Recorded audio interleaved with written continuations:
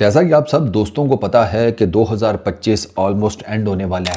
4-5 दिन ही टोटल रह गए हैं। पाकिस्तान कोई इंटरनेशनल क्रिकेट खेल नहीं रहा। तो आप समझिए कि पाकिस्तान का 2025 का जो साल है वो टेक्निकली क्रिकेटिंग टर्म्स में एंड अप हो गया है। तो एक ब्रेकडाउन आपको देता हूँ कि हमने तीनों फॉर्मेट्स में किया क्या है इस पूरे साल में। सबसे पहले टेस्ट मैचेस की बात करते हैं। हमने 5 टेस्ट मैचेस खेले इस साल में। 2 हम जीते हैं, 3 हम हारे हैं, ड्रॉ कोई नहीं हुआ, टाई शाई नथिंग व्हाटसोएवर, और हमारी विन परसेंटेज है 40%। ठीक है, तो इसका मतलब है कि टेस्ट क्रिकेट में कोई नहीं। साउथ अफ्रीका के अगेंस्ट सीरीज़ वो बराबर, वेस्ट इंडीज़ वाली देख लें तो वो हम ना कर सकते थे बेहतर, बट चलो रात गई बात गई। और टेस्ट मैचेस में अभी हमें थोड़ा टाइम लगेगा। हम विकेटें तो स्पिनिंग बना रहे हैं, बट हमारे अपने बैटर्स उनके ऊपर स्ट्रगल करते हैं। तो दूसरों को तो हम फंसा लेते हैं, हमारे बैटर्स खुद भी फंस जाते हैं। ओडीआईज़ की अगर बात की जाए सर, 17 ओडीआईज़ हमने खेले हैं, सिर्फ 7 जीते हैं, 10 हमारे हैं। यहाँ पर हमारी विन परसेंटेज है 41.7। तो यानी कि जो 2 लॉन्गर फॉर्मेट्स हैं ना, उनमें हम स्ट्रगल कर रहे हैं। अब आते हैं T20s में। 34 हमने मैचेस T20 इंटरनेशनल खेले हैं, 21 हम जीते हैं, 13 हारे हैं, और यहाँ पर हमारी जो विन परसेंटेज बनती है वो है 61.76। तो इस हिसाब से अगर देखा जाए ना तो हम बेहतर रह गए हैं T20 इंटरनेशनल्स में। वहाँ हमने कुछ एक्सपेरिमेंट्स किए, वो हमारे कामयाब हो गए। साइम अयूब की बॉलिंग, हमने कुछ नए लड़कों को भी चांस दिया। फरहान वो अच्छा खेला, उसने बड़ी ज़बरदस्त की।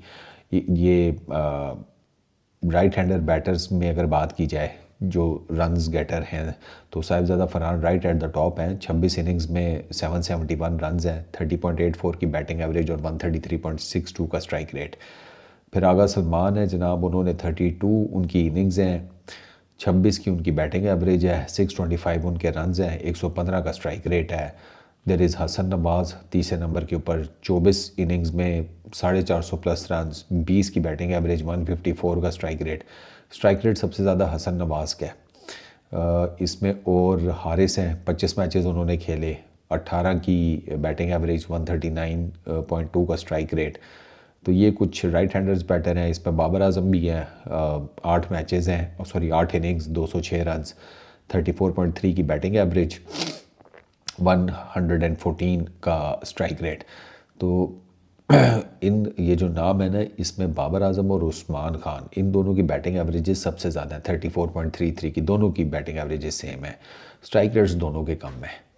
114 बाबर आजम का है, 117 उस्मान खान का है, which needs a bit improvement. अच्छा, लेफ्ट हैंडर्स में साइम अयूब है सबसे ज़्यादा रन्स गेटर, 29 इनिंग्स में 581 रन्स, बैटिंग एवरेज 20.75 की, स्ट्राइक रेट 129 का। यहाँ पर आपको फिर फ़खर जमान नज़र आते हैं, 21 इनिंग्स, 512 रन्स, 28.4 की बैटिंग एवरेज, 127.6 का स्ट्राइक रेट। मोहम्मद नवाज़ हैं तीसरे नंबर के ऊपर, 22 इनिंग्स, 362 रन्स, 19.05 की बैटिंग एवरेज, 138.16 का strike rate. Fahim Ashraf 21 innings में 224 रन, 141.7 के स्ट्राइक रेट के साथ। तो यहाँ पर भी आपको ना कोई, जिसे कहते हैं आउट क्लास किस्म का ना, वो एक होता है ना, आप कहें कि बड़ा कोई तगड़ा किस्म का आपने कंपटीशन दिया हो, वो as such with the bat और विद द बॉल आपको नज़र नहीं आता। और मैं भी यही जो स्टैट्स हैं वो देख रहा था। अब आपको मैं बताता हूँ ना, जैसे टेस्ट क्रिकेट में आपका जो रन पर ओवर है दैट इज़ 3.35। ओडीआईज़ में आपके रन पर ओवर 5.42 हैं, T20 इंटरनेशनल्स में 8.1 है। अब 8 का जो है रन पर ओवर, इसका मतलब ये है कि आप 20 ओवर्स में कितना करेंगे, 160। 160 तो आपको टोटल ही नहीं रहा ना T20 में। अब तो आप जाते हैं 190, 200, 200 प्लस, क्योंकि अब आपको पावर प्ले जो है वो लगाना पड़ता है कम से कम 10 के रन पर ओवर के साथ। उससे ये होता है कि अगर आपको 50-60 रन का पावर प्ले में स्टार्ट मिल जाता है तो उस पर फिर आप कैपिटलाइज कर जाते हैं। हम पावर प्ले में माठे पड़ जाते हैं, हमारे पावर प्ले में कोई इतने ज़्यादा रन्स नहीं है। उसका भी आई विल डेफिनेटली मैं कोई ना कोई जो है ना, क्या उसको कहते हैं, ब्रेक डाउन, वो ले आऊँगा आप लोगों के सामने, ताकि आप लोगों को ये पता चल जाए कि जो हम T20 इंटरनेशनल्स हैं उसमें हम कहाँ पर स्ट्रगल कर रहे हैं। वो बुनियादी तौर पर हम स्ट्रगल वही कर रहे हैं कि हमारा ना पावर प्ले उतने तगड़े लगे नहीं हैं। अगर हम पावर प्ले जिसे कहते हैं तगड़े लगा जाते ना, तो फिर हमारे लिए जिसे कहते हैं कि चीज़ें ज़रा ज़्यादा बेहतर हो जाती। विन्स अपनी जगह के ऊपर मैटर करती हैं, but to be very honest मेरा ये मानना है कि आपका जो पावर प्ले है ना, बड़ी टीम्स के अगेंस्ट वो बहुत ज़्यादा क्रिटिकल है। हम अच्छा खेले हैं, ये बात नहीं है, इन अ वे कि अगर देखा जाए तो हमारा ये साल कोई बहुत बुरा नहीं रहा, डिसेंट था। लेकिन हम मज़ीद इम्प्रूव कर सकते हैं। जैसे मैंने आपको टेस्ट क्रिकेट में बताया कि हम स्पिन विकेटों को स्पिन ट्रैक्स बनाकर हम अपनी अपोजिशन की बैटिंग ऑर्डर को तो पकड़ लेते हैं, बट उनके स्पिनर, क्योंकि उनको भी पता होता है कि वो कहाँ से आ रहे हैं। अब दुनिया की हर टीम के पास अच्छा स्पिनर है, तो वो जब उन्हीं विकेटों के ऊपर हमारी बैटिंग लाइनअप उनके स्पिनर्स के अगेंस्ट आती है, तो हमारी बैटिंग लाइनअप ज़्यादा ढीली नज़र आती है। तो स्पिन विकेटें बनाकर भी हम वो होम जो एडवांटेज है ना वो लूज़ कर जाते हैं। एक चीज़ तो ये। अच्छा, ओडीआई क्रिकेट में हमारा सबसे ज़्यादा प्रॉब्लम ओडीआई क्रिकेट में और T20 इंटरनेशनल में वो डॉट बॉल्स का है। हम बेतहाशा डॉट बॉल्स खेलते हैं, बेतहाशा। हमारा मुझे लगता है कि ऑन एवरेज जो है ना डॉट बॉल परसेंटेज वो 50% के करीब होगी रिसेंट टाइम्स में। क्योंकि उसकी रीज़न ये है कि हम लगे रहते हैं, हमें लगता है 20 ओवर बड़ा टाइम है।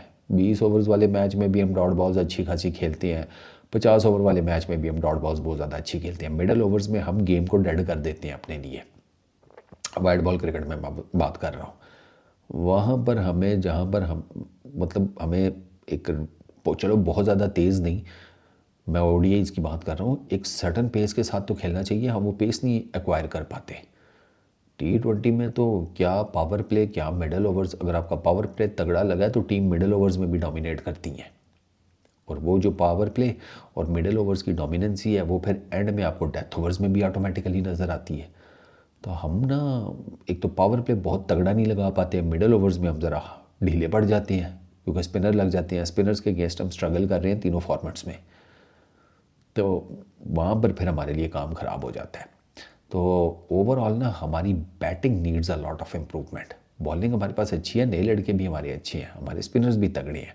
हमारी बैटिंग लाइनअप को ना थोड़ा सा मज़ीद ज़रा बेहतर करना होगा। It's all about combination. Individual उसके ऊपर रहेंगे तो हारते ही रहेंगे। आपको अपना कलेक्टिव कम्बिनेशन स्ट्रॉन्ग करना है, कोर बैटिंग की स्ट्रॉन्ग करनी है। वर्ल्ड T20 से पहले आप अगर ये कर लें ना, कोई एक प्लान बना लें, जो भी आपके पास लिमिटेड सोर्सेज हैं उनको लेकर, तो स्टिल आप वर्ल्ड T20 में बेहतर परफॉर्म कर जाएंगे। इस वीडियो में इतना ही। अपना बहुत ख्याल रखना। Peace out.